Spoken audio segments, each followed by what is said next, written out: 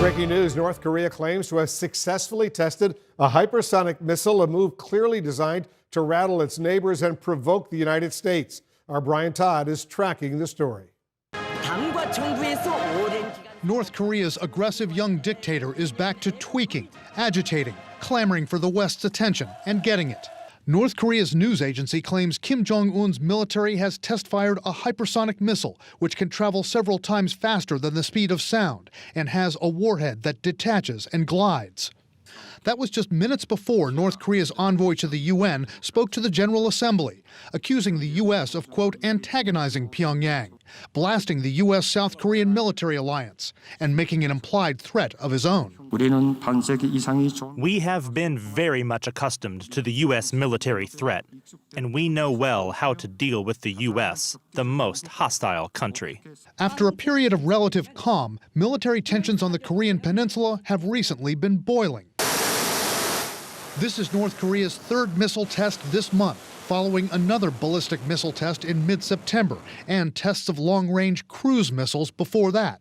South Korea tested a submarine-launched ballistic missile on September 16th and is deploying a 3,000-ton sub capable of firing it. On the peninsula, it's clear there's arms racing dynamics going on.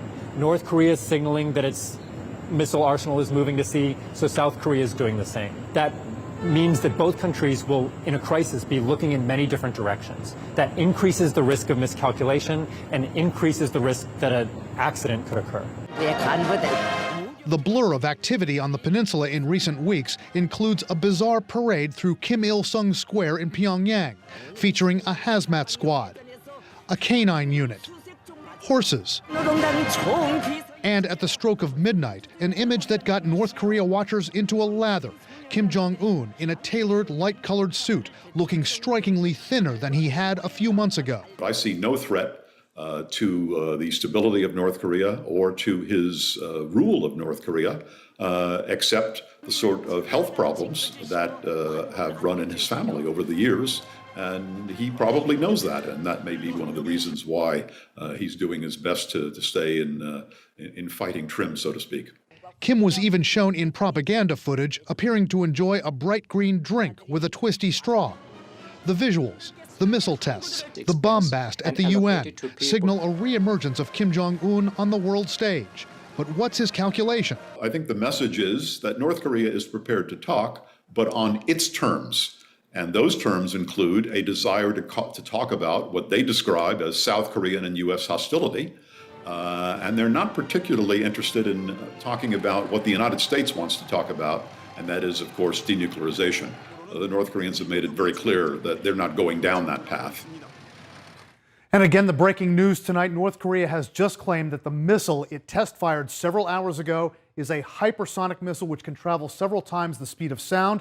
The North Koreans say this missile also has a warhead that can detach and glide on its own. Now, what makes this missile really concerning now is that these missiles can maneuver very unpredictably and can avoid certain defenses, Wolf. So the U.S. and South Korea now have to figure out what to do about it. Yeah, this is significant. Brian Todd reporting for us. Thank you, Brian Todd, very much. Will Ripley is in Taipei and will explain to our viewers what exactly is a hypersonic missile and how worried, if they're worried at all, is the region to news that North Korea has this technology and is testing it.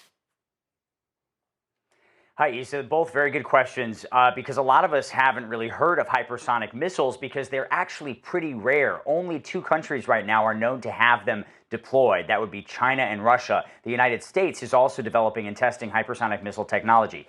Hypersonic, by definition, is a missile that travels 5 times the speed of sound. That's like 4,000 miles an hour, around 1 mile per second. But it's not just the speed that makes hypersonic missiles so concerning, because a lot of ballistic missiles can also travel at hypersonic speeds. But ballistic missiles, once they launch, they have a set trajectory. So they travel from point A on a set course to point B. A hypersonic missile, analysts say, can be launched at a very fast speed and then sort of zigzag on its way to a target. That makes it very difficult to intercept and potentially very difficult to trace.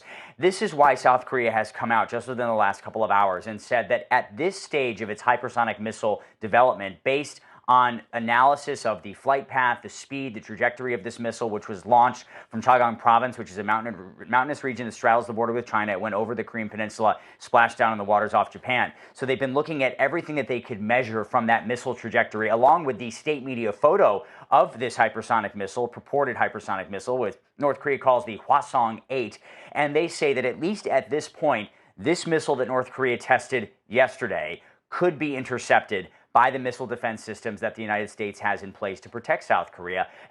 Because obviously the missile defense systems that also protect Japan and all of its 120 million residents, along with more than 50,000 U.S. troops stationed there, 30,000 or so U.S. troops stationed in South Korea. There's real concern that a hypersonic missile could pose a huge threat if this was a really effectively developed advanced piece of equipment. North Korea says that this one has a gliding flight warhead, which means that the warhead would actually detach from the missile base, and then it basically acts like a hang glider and can travel sometimes very long distances before hitting its target. There are other weapons on Kim Jong-un's wish list, Issa, that was announced back in January at the North Korean Party Congress. This would include brand new types of solid fuel ballistic missiles. Solid fuel is tough because you can roll it out and launch it. It doesn't need to be filled up on a launch pad.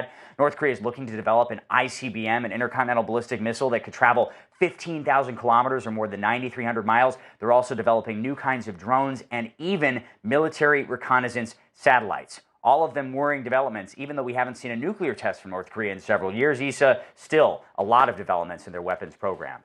Indeed, it's a conversation for another time, because I would love to know where they're getting all this technology. But, you and I can chat offline afterwards.